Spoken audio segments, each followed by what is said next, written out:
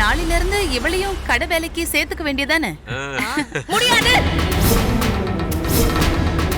காலேஜுக்கு போய் master degree முடிச்ச என்ன வெறும் 4ஆம் கிளாஸ் மட்டுமே படிச்ச உங்களுக்கு போய் கல்யாணம் பண்ணி வச்சு என் வாழ்க்கையை எல்லாரும் சீரழிச்சிட்டாங்க. என்ன காலேஜா? சந்தியா, என்னம்மா சொல்ற? நீ படிச்சது வெறும் 7ஆம் கிளாஸ் தானே? உன் அண்ணனே சொன்னாரே. அதே அண்ணன் என்கிட்ட வந்து என்ன சொன்னார் தெரியுமா? உங்க மகன் சரவணன் MBA படிச்சிருக்கிறதா சொன்னாரு. MBAனா என்ன நாச்சும் இங்க இருக்கிற யாருக்காச்சும் தெரியுமா?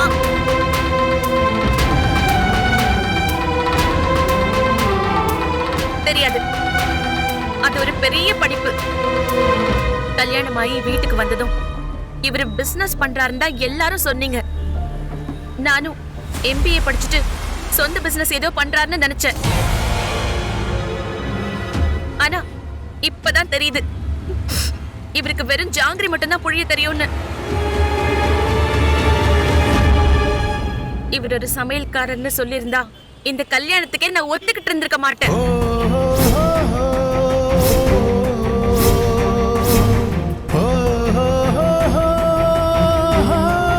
இவரு என்ன படிச்சிருக்காருன்னு சொன்னீங்க? 4ஆம் கிளாஸ். வெறும் 4ஆம் கிளாஸ். நான் MBA சோஷியாலஜி படிச்சிருக்கேன். அடுத்து என்ன படிக்கிறதுக்கு ப்ரிப்பேர் பண்ணிட்டு இருக்கேன் தெரியுமா? IPSக்கு. IPS-ஆ? IPS அதிகாரியாயி காவி யூனிஃபார்ம்ல சைரன் வச்ச கார்ல வந்து இறங்கி ஒரு மாவட்டத்தையே என்னோட கண்ட்ரோல்ல வச்சுக்கணும் நான் கனவு கண்டுகிட்டு இருக்கேன் தெரியுமா?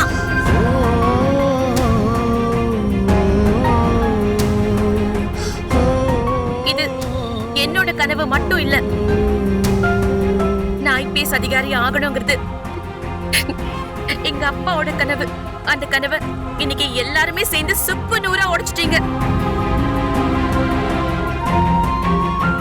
நான் கல்யாணம் வேண்டாம் வேண்டான்னு கெஞ்சி கதர்னப்ப என் அண்ணன் அவன் வெளிநாட்டுக்கு போகணுங்கிறதுக்காக எனக்கு விருப்பமே இல்லாம இந்த கல்யாணத்தை பண்ணி வச்சுட்டான். கல்யாணம்னு ஒண்ணு பண்ணிக்கிட்டேன். அதுக்கு பிறகு நினைச்சதை அடைய முடியாதுன்னு நான் பயந்தேன். இப்பவும் அந்த பயம் இருக்கு. இருந்தாலும் இவரு MBA படிச்சவர்னு சொன்னதுனால படிப்போட அவசியம் இவருக்கு புரியும். நாம எடுத்து சொன்னா அவரு புரிஞ்சுக்கிட்டு நான் IPS படிக்கிறதுக்கு எனக்கு உதவி பண்ணுவார்னு நினைச்சேன். ஆனா இவரு படிச்சது 4ஆம் கிளாஸ். இவரு எப்படி என்ன படிக்க வைக்க போறாரு?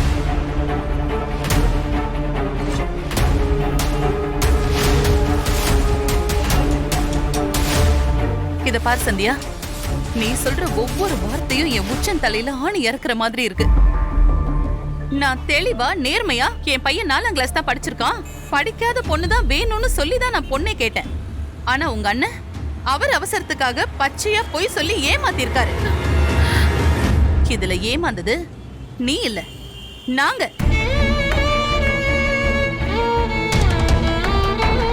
உங்களுக்கு என்னங்க பிரச்சனை? உங்க பையன் அப்பவும் ஸ்வீட் கடை தான் வச்சிருந்தாரு, இப்பவும் ஸ்வீட் கடை தான் வச்சிருக்காரு. ஏன் கனவு தானே போச்சு, ஏன் லட்சியம் தானே பாழா போச்சு. இத்தனை பேரு மத்தியில மட்ட மரியாதை இல்லாம எடுத்தெறிஞ்சு பேசுற பாத்தியா? இதுக்குதான் படிச்ச பொண்ண நான் வேண்டாம் வேண்டான்னு சொன்னேன். என் பையன் தகுதி என்னன்னு எனக்கு தெரியும். அதனாலதான் எங்க தகுதிக்கு ஏத்த பொண்ண நான் தேடினேன். உன் அண்ணன் வந்து இப்படி குடிய கெடுப்பான்னு நான் நினைக்கவே இல்லை. இப்ப இந்த ஊர் என்ன பேசும், உலகம் என்ன பேசும்? பையன் படிக்காத விஷயத்த மறைச்சு படிச்ச பொண்ண கட்டி வச்சுட்டாங்கன்னு பேசுவாங்கல்ல. ஆனா நீ படிச்சத மாத்தி சொன்னது, பொய் சொன்னது எல்லாம் யாரு? உன்னோட அண்ணன், நாங்க இல்ல. அம்மா கொஞ்சம் அமைதியா இருக்கு. இது ஒரு பெரிய தப்பு நடந்துருச்சு.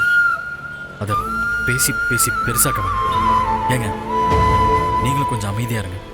அப்பா நம்ம கிளம்பலாம்ப்பா. இதுவா இருந்தாலும் வீட்ல போய் பேசிக்கலாம். எங்க கிளம்ப சொல்றீங்க? வந்து உங்க கடையில உட்கார்ந்து காராச்சேவுக்கு பொட்டலம் போடணுமா? இல்ல மைசூர் பாக்குக்கு மாவு பிசையணுமா? இந்த வேலையை செய்ய தான் நான் MBA படிச்சேனா? ஏமா சந்தியா, இப்படி நிக்க வச்சு கேள்வி கேட்க வேண்டியது எங்களை இல்லம்மா. நீ நிக்க வச்சு கேள்வி கேட்க வேண்டியது உன்னுடைய அண்ணனை. அவன் பண்ண வேலைதான் இவ்வளவும். ஆனா இப்ப நாசமாய் கிடக்கிறது ஏன் வாழ்க்கை தானே. சரி, என் அண்ணன் போய் சொல்லிட்டான். இந்த வீட்டுக்கு நான் வந்த இத்தனை நாள்ல நீங்க யாராச்சும் ஒருத்தராச்சும் உண்மையை சொன்னீங்களா? நீங்க எல்லாரும் சேர்ந்து போய் சொல்லி இவர் படிக்காதவருங்கிற விஷயத்தையும் என்கிட்ட இருந்து மறைச்சிட்டீங்க. ஏங்க ஒரு நிமிஷம். இது வரைக்கும் இங்க பேசினதெல்லாம் ஒரு ஆதங்கத்துல பேசுறீங்கன்னு நினைச்சேன். ஆனா நாங்க எல்லாரும் சேர்ந்து பொய் சொல்றேன்னு சொல்றீங்களே, என்னங்க நியாயம் இது? இந்த நிமிஷம் வரைக்கும் எங்க பக்கம் இருந்து ஒரே ஒரு சின்ன பொய் கூட சொல்லல. எங்க அம்மாவோ அப்பாவோ இல்ல நானும் யாரும் ஏமாத்தணும்னு நினைக்கல. அதை முதல்ல புரிஞ்சுக்கோங்க.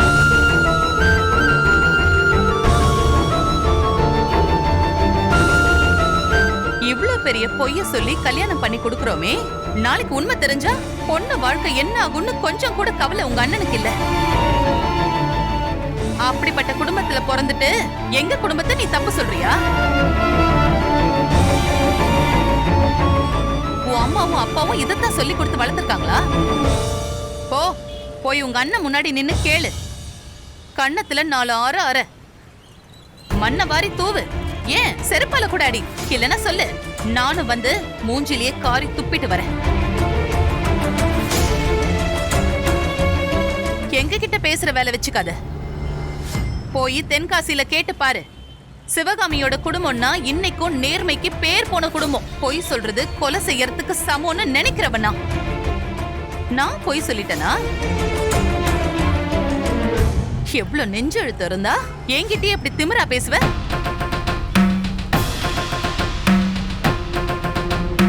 பதில் சொல்லுடி.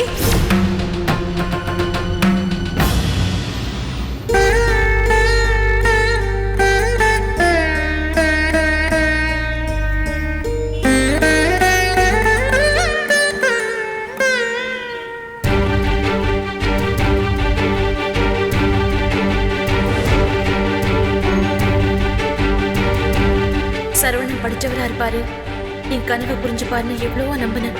எல்லாமே போய் சரவணன் சுத்தமா படிக்கவே இல்லை. எல்லாரும் என்னையும் படிக்காதவ நினைச்சிட்டு இருக்காங்கன்னு இப்பதான் புரியுது. இப்ப நான் என்ன செய்ய போறேன்? என் வாழ்க்கை இவ்வளவுதானா? என் லட்சியம் கனவு எல்லாம் முடிஞ்சு போச்சா? ஏங்க வாங்க போலாம். அம்மா அப்பா மயில் 3 பேரும் ஒரு ஆட்டோவை பிடிச்சி கோயிலுக்கு போயிட்டாங்க. நம்ம வேற ஒரு ஆட்டோல போவோம், சரிங்களா? வாங்க இப்படியே பேசிட்டே போவோம். வாங்க.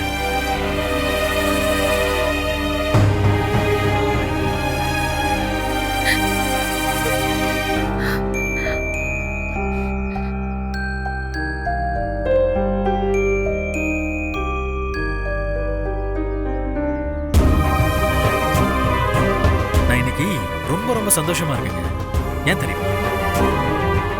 நம்ம கிட்ட வேலை பார்த்த ஒரு பையன் கொஞ்சம் கொஞ்சமா காசு சேர்த்து சின்னதா ஒரு கடையை ஆரம்பிச்சிருக்கான்றது எவ்வளவு பெரிய விஷயம். நம்ம சக்கரையோட அண்ணன் முதல்ல நம்ம கடையில தான் வேலை செஞ்சான். அவனுக்கு பிறகுதான் சக்கரை வந்தான். இன்னைக்கு அண்ணன் தம்பி 2 பேரும் சேர்ந்து உடைச்சு கடையை ஆரம்பிச்சிருக்காங்க. வாழ்க்கையில கஷ்டப்படுறவங்க முன்னுக்கு வரதை பார்க்கும்போது மனசுக்கு அப்படி ஒரு சந்தோஷங்க. உங்களுக்கு ஏதாச்சும் லட்சியம் இருக்கா? இருக்குங்க. சொன்னா அதை நீங்களோ இல்ல உங்க வீட்டுல உள்ள மத்தவங்களோ புரிஞ்சுப்பீங்களான்னு தான் தெரியல. சரிங்க, நீங்க அதை அப்புறமா சொல்லுங்க. இப்போ நான் நினைக்கிறத சொல்லட்டுமா? எனக்கு ஒரே ஒரு ஆசை தாங்க. என்ன தெரியுமா?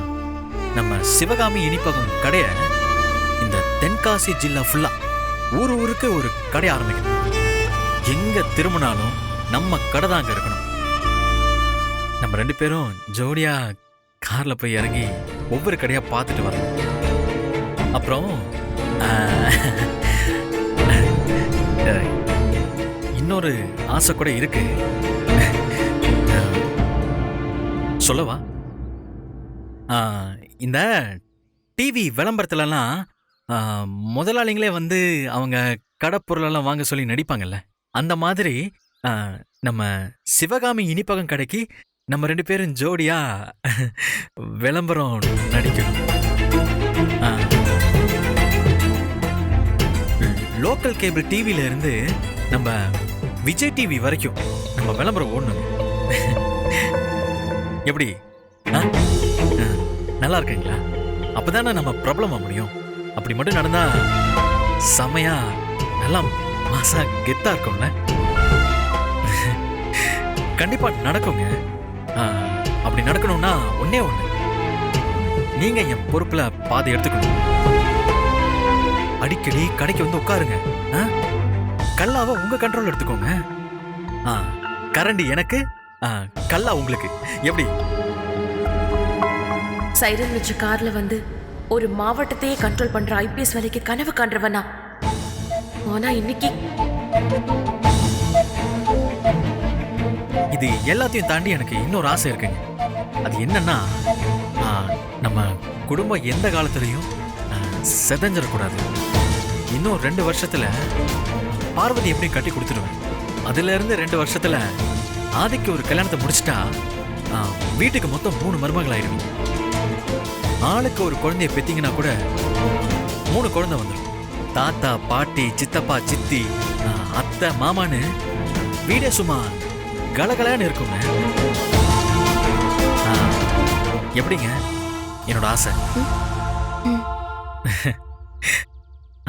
அதாவதுங்க, கஷ்டமான வேலையை பார்த்துட்டு வீட்டுக்கு வந்தாலும் அதை பார்க்கும் போதெல்லாம் மனசுக்கு சந்தோஷமா இருக்கும்ல.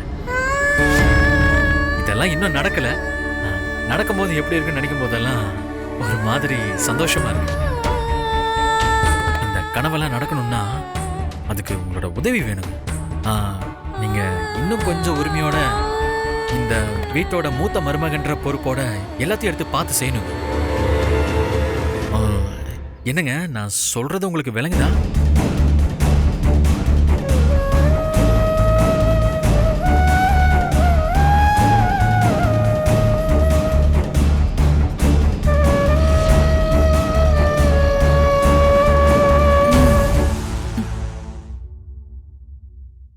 அம்மா, பால் குடிக்கிறீங்களா?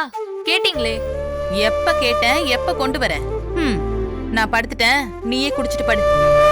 சரி.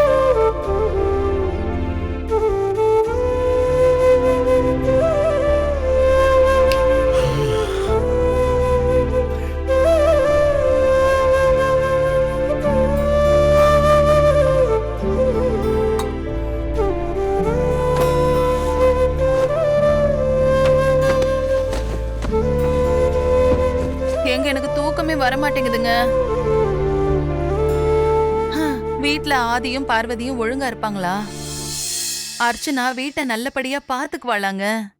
ஒண்ணு பண்ணு, இப்படியே எழுந்து வெளியில போய் கிழக்க பார்த்து நடந்தனா ஷேர் ஆட்டோ வரும்.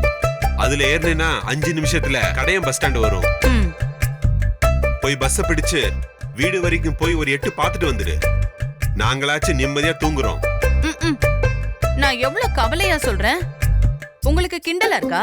அப்புறம் என்ன சிவகாமி, ஒருத்தருக்கு 4 பேர் வீட்ல இருக்காங்க, எல்லாரும் பெரிய பசங்க. அப்படி இருந்து நீ கவலைப்படுறன்னா என்ன சொல்றது? உனக்கு ஒரு பழமொழி சொல்லவா? பணியாரத்தை தின்னும் போது தொலை எண்ணாத, பணியாரமும் ருசிக்காது, தொலையும் எண்ண முடியாது. வந்த இடத்துல வந்த வேலையை பாரு சிவகாமி. உங்களால எப்படிப்பா இந்த மாதிரி எதை பத்தியுமே கவலைப்படாம இருக்க முடியுது? ஐயோ, இப்படிப்பட்ட ஒரு மனசு எல்லாருக்கும் இருந்தா எவ்வளவு நல்லா இருக்கும். நமக்கு தான் கண்ணை மூடி படுத்தா வரிசை வரிசையா எல்லாமே படம் மாதிரி ஓடுது. அந்த படத்தை கொஞ்சம் நிறுத்தேன். தூக்கம் என்ன வா வான்னு கூப்பிடுது.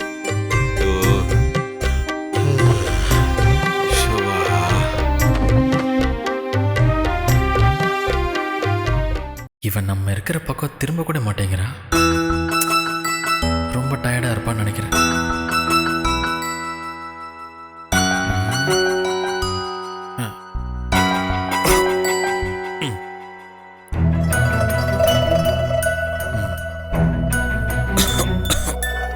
என்னப்பா தொண்டை சரியில்லையா? ஆ. புது ஊர்ல தண்ணி மாத்தி மாத்தி குடிச்சா அப்படிதான் இருக்கும். ஊருக்கு போனதும் சரியாயிடும். நீ காலையில பால்ல கொஞ்சம் மஞ்சளும் மிளகுத்தூளும் போட்டு கலந்து குடிச்சனா சரியாயிடும். அம்மா போட்டு தரேன். இப்ப படு.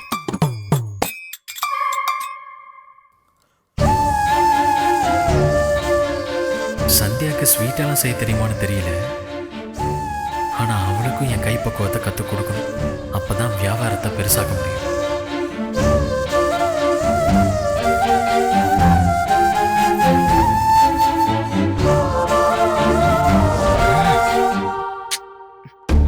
டேய் அர்ச்சனா, ஒரு இடம் விடாம எல்லாத்தையும் செக் பண்ணு. என்னெல்லாம் இருக்கு என்னெல்லாம் இல்லைன்னு ஒரு ஐடியா இருந்தாதான் நம்ம என்ன பண்ணலாம்னு யோசிக்க முடியும். ஐயோ, எல்லா இடமும் பார்த்துட்டு தாங்க வந்தேன். கிச்சன்ல இருந்து ஹாலு ரூம்னு எல்லா இடமும் நாஸ்தி ஆகி கிடக்கு. பிரிச்சு கலைச்சு போட்டு வச்சிருக்காங்க. ஒண்ணுமே புரியல. தலையே வெடிச்சிரும் போல இருக்கு. ச்சே, நாம ஒரு பிளான் போட்டு வெளியே போனா நம்மளை கிளப்பி விட்டுட்டு அவங்க 2 பேரும் தனியா வேற பிளான் போட்டு வெளியே கிளம்பி போயிருக்காங்க. இதுல கோயிலுக்கு வராம இருக்க நாம என்ன காரணம் சொன்னோம்னு கொஞ்சம் யோசிச்சு பாரு. வீட்ல நிறைய நகை இருக்கு, அதெல்லாம் பார்த்துக்கணும். அதனால நாங்க வரலன்னு சொல்லிட்டோம். விளங்கிடும்.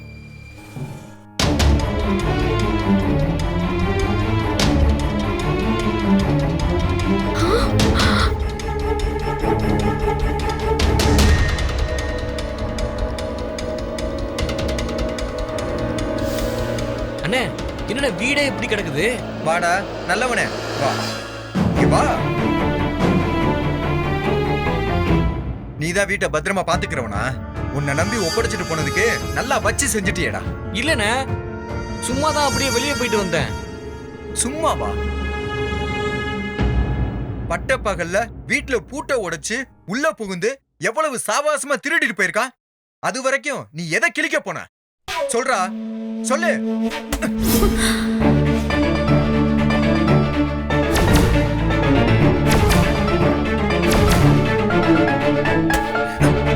நீ எதை கிளிக்க போனியோ அதை கிளிக்க தான் நானும் வந்தேன்.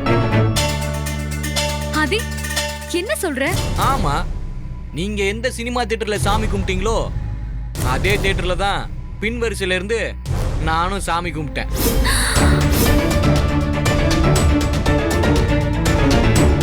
என்னடா, நாங்க கோயிலுக்கு போறோமா இல்லையான்னு வேவு பக்கம் எங்க பின்னாடியே வந்தியா? ரொம்ப யோசிக்காதண்ணே. நீங்க 2 பேரும் எங்க கிட்ட கோயிலுக்கு போறேன்னு போய் சொல்லிட்டு சினிமாவுக்கு போனீங்க. நானும் அதே தியேட்டருக்கு வந்துட்டேன். அவ்வளவுதான். ஆமா, உனக்கு என்ன கேடு? நீ எங்க போன? அது வந்து எலஞ்சில ஒரு ஃப்ரெண்டு, அவ வீட்டுக்கு போயிருந்தனா. அங்கெல்லாம் இப்பதான் போவியா? எல்லாரும் வீட்டுல இருக்கும்போது போக மாட்டியா? எல்லாம் என் உயிரை வாங்குறதுக்குன்னே வந்திருக்குங்க. பாரு பாருங்க, 2 பேரும் நல்லா பாருங்க. திருடன் உள்ள புகுந்து வீட்டை வேட்டையாடிட்டு போயிருக்கான். எதெல்லாம் காணாம போயிருக்கு, எது இருக்கு ஒன்னும் புரியல. கோயில்ல இருந்து அம்மாவும் அப்பாவும் வந்ததுக்கு அப்புறம் என்ன நடக்க போகுதுன்னு நினைச்சா இப்பவே எனக்கு கதி கலங்கு. ஐயோ, அத சொல்லாதீங்க. எனக்கு கை கால்லாம் இப்பவே நடுங்குது. ஏண்டா, அப்படி வீட்டை விட்டு வெளியே ஊர் சுத்த போறவன் என்கிட்ட சொல்லிட்டு போயிருக்கலாம்ல? உன் இஷ்டத்துக்கு போயிடுவியா?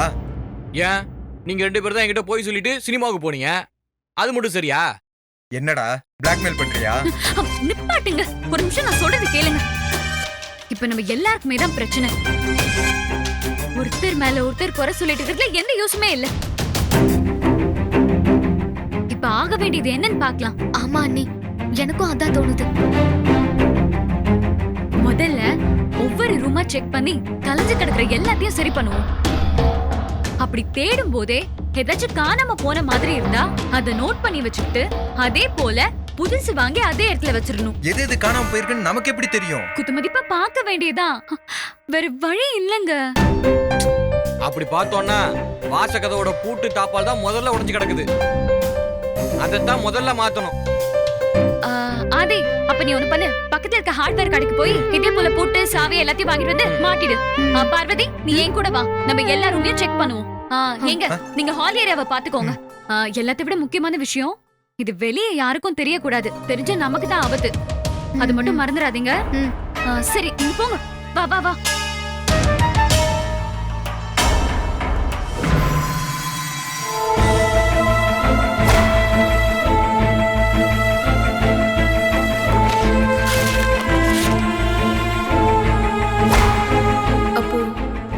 ஜாதகத்தை எல்லாம் வச்சு ஸ்வீட் தான் மடிச்சு கொடுக்குறாரா?